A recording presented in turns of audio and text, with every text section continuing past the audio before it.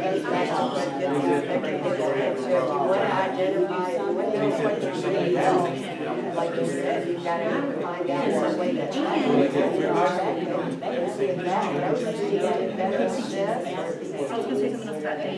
So I mean, we need to fix it, and we need to try to figure out what we do that. Long division, going triple digits, third digit number to a 6 digit number. That was the first time my daughter said I did not. The second thing was they did the guess and check, where you have word problems that you would solve using systems of equations, but they don't teach them systems of equations. They expect them to just guess, pick a number and guess and work it out, and if that doesn't work, then they have to figure out should they go higher or should they go lower. My daughter hated it. Hated it. And I'm like, what is the point of it? Why, if you want her to solve this problem, teach her how to solve systems of equations, because that is less frustrating. At least there's a method to the madness that she can follow and understand. It was awful. Fourth grade math was awful. It didn't come through. Not with systems of equations. There's other ways you can do that. We went to that topic. So, how many players have access to this problem and what opportunities are there? It's anybody who teaches the math class. So, full-time, part-time, we got the tutors, the lab tutors, the FYE people, the assessment people, the advisors. I would like the advisors and assessment are totally ancillary. Very minimal. They're the ones who do the researching. The FYE is supplementary. I think the tutors and obviously the tutors and lab workers are integral. They are the lab workers and the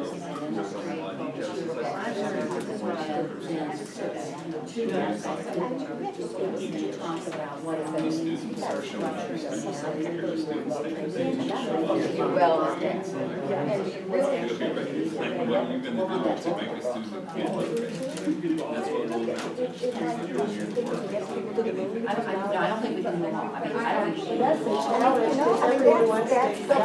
But if you start that low, what's the possibility? No, but that's what That's realistic. that goes back to constant issues. They don't have to learn every single night.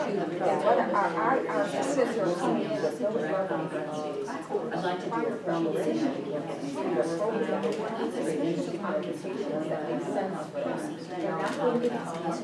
scientists, that have something to really hate to say it, but it's probably the lower they are, she can't be successful. It's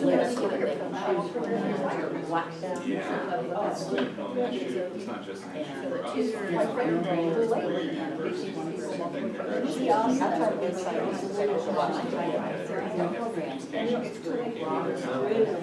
That's cool.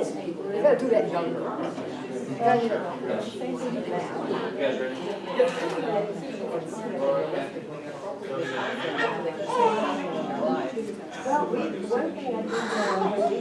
Wrap up the next minute and try to find out.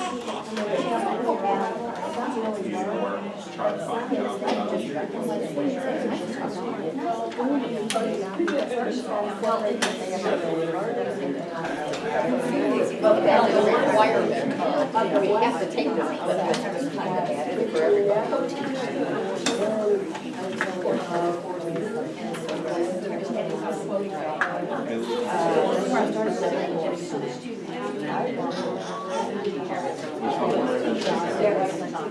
To never learn this, just it's 20 years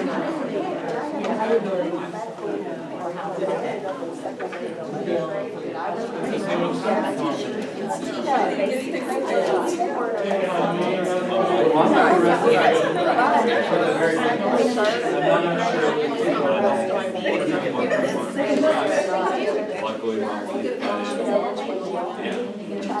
Seriously. But my wife. Okay, let's try to wrap up. We've got some time to just have open discussion. We're not seeing each other.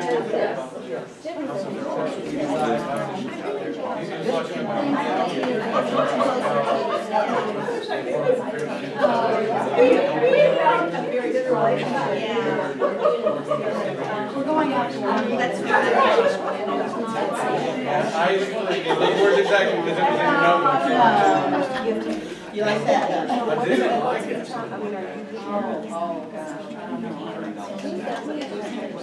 So the last 15 minutes, I want to try to be respectful of time. We got started a little bit late. Just want to know if anybody wants to report out. I would like, if there was a scribe in the groups, I would like it if you could give me what you had, so I could try to summarize what people did. But if there's any big things that are left lingering or insights you want to talk about, yeah, but. So on the one size fits all, it was kind of interesting because there were three of us and we all had three different ideas of what the one size fits all was. But I wanted to bring everyone's attention to this sheet right here. And if you have a student who needs to complete math 55, 65, and 85 just to get to 150, and you take all these percentages, take the best percentage from each year and multiply it together, a student has a 4.5% chance of making it through math 55, 65, and 85. And those students are being directed towards 150, which is for the STEM programs primarily. There's definitely some exceptions. So I think one of the coaches mentioned in an earlier meeting, you got 15 or 20% of students are in the STEM field. So we only have a 4.5% success rate, but yet we're directing the majority of our students down this path. So one of the things that it's been mentioned before with the 62 and 75, I really think that that is going to have great benefits for the school because we're providing other exit routes for students that don't need this intense math 150 that is over their head and unuseful. So just kind of as a general statement, the math 150 route isn't right for everyone, and I'm happy with what we're doing at other routes. Did you guys get a chance to talk about what departments and persons at the college are going to play a major role in helping to break that? Yes, so as we talked, we expanded the idea a little bit more, but I wanted to make sure I got those numbers out there today.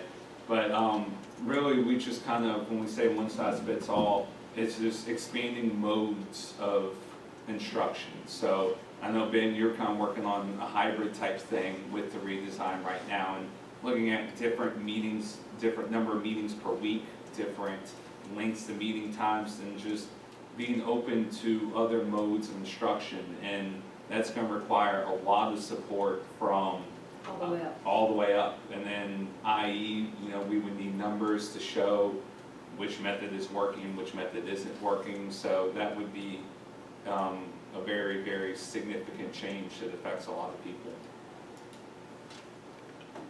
So in the essence of brevity, that's all I got to say. But if any Renee or Shirley wants to weigh in. You summarized that very well.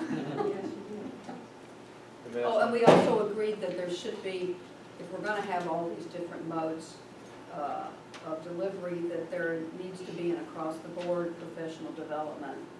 Everyone, advisors, tutors, teachers, everybody needs to know about this. And it's very complicated, but if it's going to suit our students best, then that's what we need to do. What about common standards as far as the test? Would they be standardized? Everybody would take the same final if they were coming out of an 8-5 class, and we would know they all had those skills, or everybody Well, running that's their what own we're test. doing now. It's not necessarily the whole same test. Like in college algebra, there's 10 questions that every college algebra student has to answer on their final. And I don't know what you guys have done with 85 and what you're going to be doing with your 65 and 55. Are you giving them the Yeah, we're using the same assessment. same thing? May I ask just a question, clarification for me? Do you pre-test in that course based on those objectives and then post-test based on those objectives? No. Not anymore. Not anymore. We used to the do. first day class. And What we saw in the pretest is in some of the earlier modules, you would have some students that could test out of them or limit down the homework, but as they went on during the semester, once they passed the test, they didn't really have the energy to do a pretest for the next module, so they just submit a 0 and then just have this mound of homework ahead of them, so. let me tell you where I'm coming from on this. Westmoreland, over in Pennsylvania, did some early work on developmental math, and a very simple thing, not really changing the course per se. I don't know whether they had a them out there keeping them tight, but they had common objectives before a course. 20 objectives. And we're going to teach these 20 things to students in this course. And then, so they pre-tested all of their students, not for the purpose of letting them get out, but simply to know what their students' general skills were in the beginning. And it was kind of informative to the faculty to know that, hey, you know, it looks like most of my students know this, but not many of them do this. And so it caused them to kind of refocus their teaching and their timing in instruction. Then at the end of the term, they gave a very similar test with the same number of questions representing each objective. And so they could see on an individual basis, but more importantly, they saw on the basis of that course and that faculty what they were able to teach them at the end. They collapsed all of that data, and they discovered that as a whole, that faculty taught very well at the 75% level and above. These 12 objectives, but these 8 objectives they did not teach very well. Students were coming in at 30 and 45 and 50 on that. Then that gave the department faculty an opportunity to come back together and say, hey, we need to look at how to teach these objectives better than we do. I wonder if anybody knows how to do that really well. And the department head would go in and look at individual faculty member outcomes. Not for the purpose of pointing the finger at the poor ones, but finding the exceptional ones. The exceptional ones then began to share professional development with those around the table, and they began to improve outcomes through that very simple method. The post-test did not count for a grade, but students were expected to take it. They were in effect grading the course and their ability to teach the course. And I like that simple thing to think about something. Somebody else have something to share in the discussion? How did the academic versus service course discussion go? Well, we didn't write anything down. Was that frustrating? So, no, I mean, we talked about it, we talked about the various, I mean, we talked around the subject, but we basically decided that this would be something that full-time math faculty, in conjunction with practitioners in the field where there was a technical area involved, would determine what those math skills were. And then we talked about the need for good advising in order to send students in the correct path. So your group sees a strong need for math faculty to talk amongst themselves with input from external sources about what is important. In technical areas, and then to look at other pathways in transfer areas. For instance, we talked about the fact that you can take statistics at U of L without having college algebra to fulfill your math requirement, but here you take statistics, you have to have college algebra first.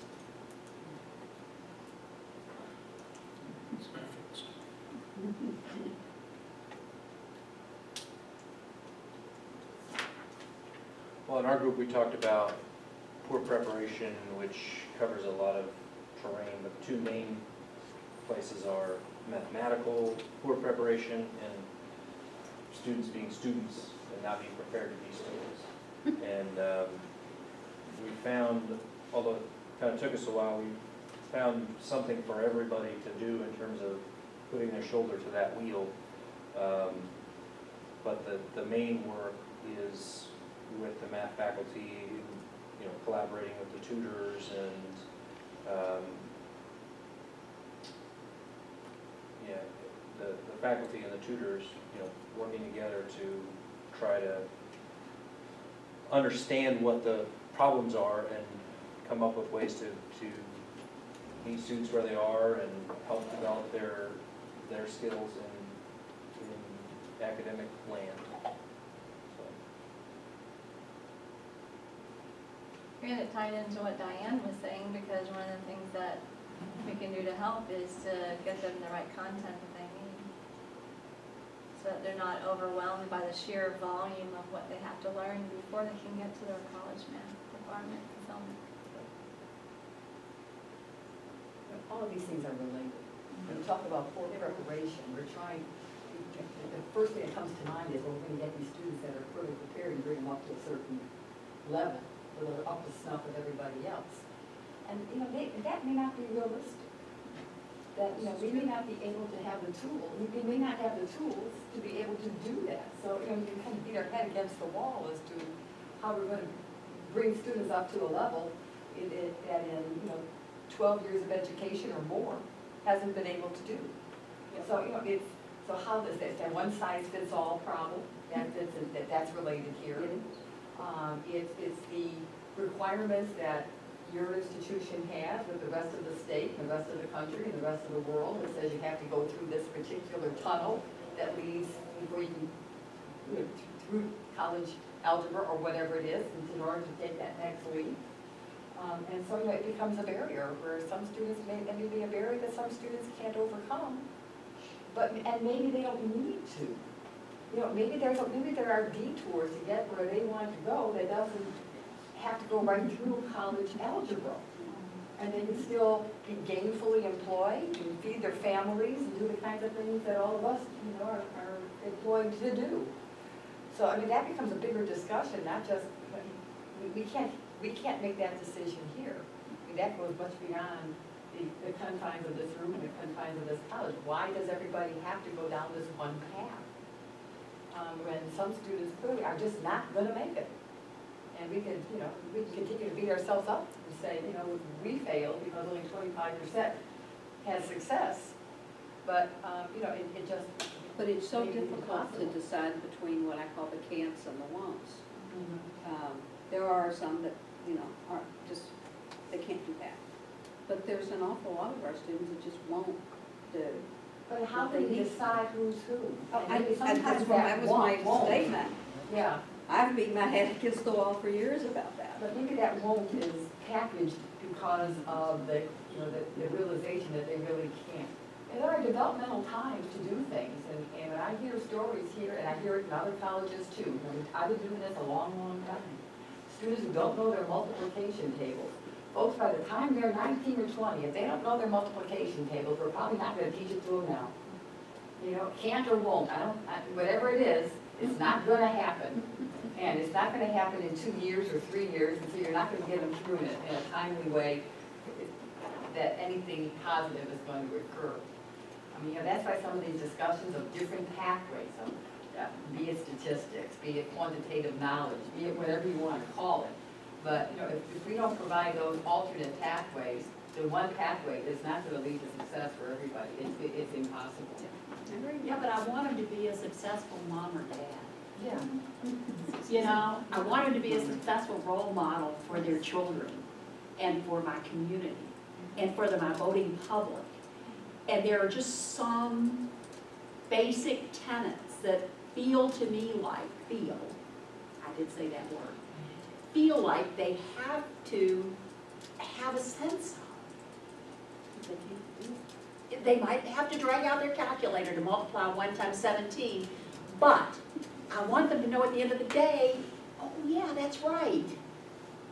Instead of, oh, that's the wrong answer that machine gave me, I didn't like that. But knowing how to use your calculator to calculate a multiplication is one thing. Knowing how to, Think. but the tenets and the assignments in college algebra are very different from what you just said. One of the colleges that I work with is Macomb Community College, and they have, in Michigan, by the way, they can get a whole degree without any math. Okay? So it's an interesting situation. But anyway, they have a course at the community college there called Everyday Math. And it teaches them things like, you know, how to do your income tax, how to calculate 30% off sale, you know, how to calculate if gasoline costs $1.80 or not $3.95 a gallon, and you got $10. How much are you going to be able to buy? I mean, you know, it's those kinds of things that are absolutely required, and that students see a connection to. And I mean, and they had some success with that particular course. But that's, you know, that's very different than factoring a quadratic equation. The word wasn't coming to me. But that they don't see a connection to, and may not need to know how to do.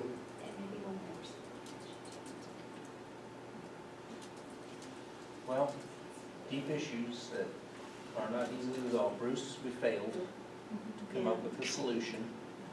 Well, I guess you have to meet I again. I do think that it was a good start to collaborating and talking, and obviously there's much work still to be done, and I do want to be respectful of the time here. We're at 4:30, so. Well, do you think we can wrap today up with some takeaways? Yeah, maybe go around with what the takeaway? If anybody has some, we don't necessarily have to go to everyone, but if someone has some things, maybe some suggestions for next steps. Yeah, I think we definitely need to have a follow-up, and I think if we were saying today's the beginning of a collaborative discussion, then we need to know what the next thing is gonna be, so that it doesn't just, oh, remember that time we got together in Right. April of 2014? Oh, yeah. And I love the intent to have a developmental ed committee, but I think beyond that, there needs to continue to be a discussion about our students and math. And be careful that it's not just math people in the room talking. Because again, other points of view often turn on a light. I know if I'm in with English teachers, I know what we'll talk about. But if there's somebody in there who brings the reality of other parts of the world to the conversation, it makes it a much more likely positive outcome. So one of the discussion. brainstorms over here was an intro to college course that is 1 credit math, 1 credit writing, and 1 credit reading. Because you just need to get something so you can be a plumber or a carpenter or whatever. You don't need overkill on any of those, maybe. Sorry, Joe. One of my colleges, and I keep bringing these other stories up, forgive me, but Zane State did the math that you were doing a while ago, and discovered that for them, with their developmental program as it existed right then, if a student started in the lowest math, developmental math, and in the lowest 20% of scores in that developmental math, they had 0 chance. Right. And so they built a floor. And they said, okay, if you want to come to Zane State, and you're going to score in the lowest 20% of the lowest developmental level, do we have a program for you? They built an 8-week program. It is continuing education, non-credit. It is free.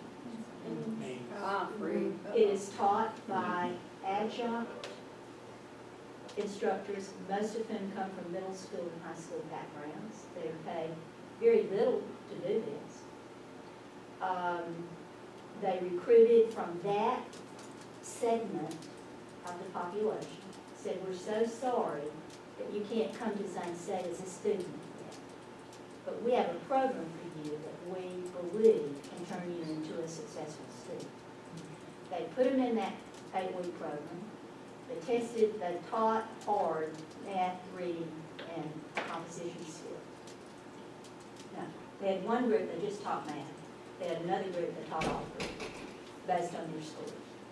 And at the end of 8 weeks, they tested them again.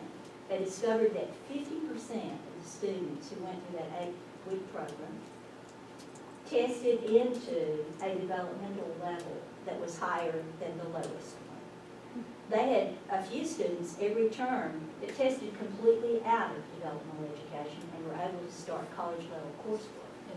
They proved within two terms that became a cash cow for them at free.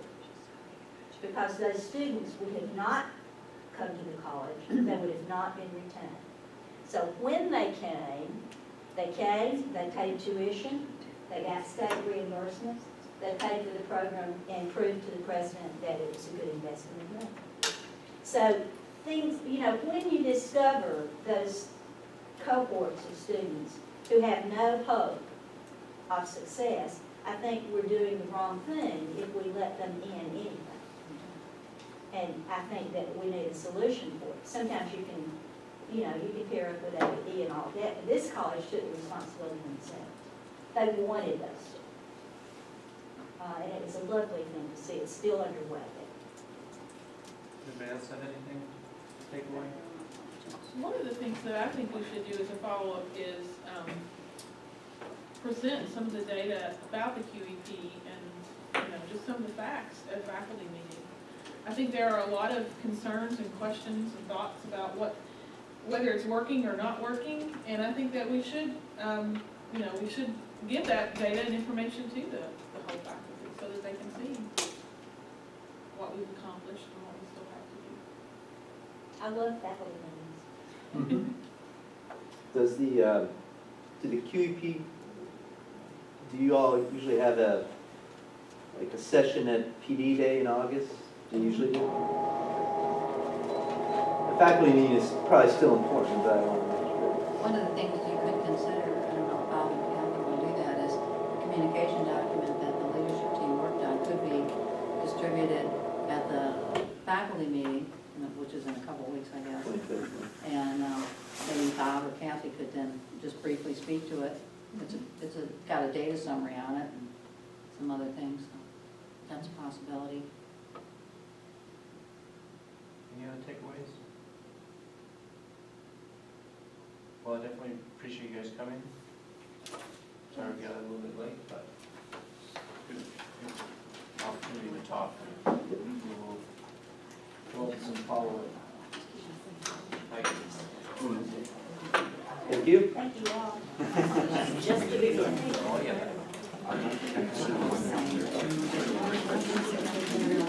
I came in between the transitions, so my notebook could be the old way, old format. I came in, technically it was in the year that we changed the positions from GCC to GCC.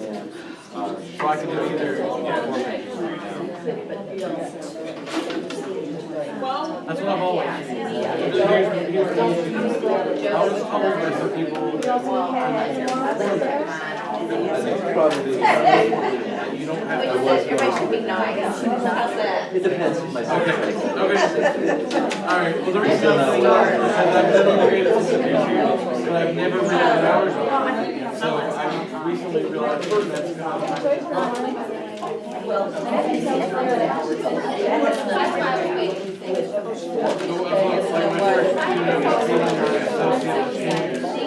Oh, tomorrow? I got a board meeting. I have lunches where y'all get to do the same without me, I'm sure.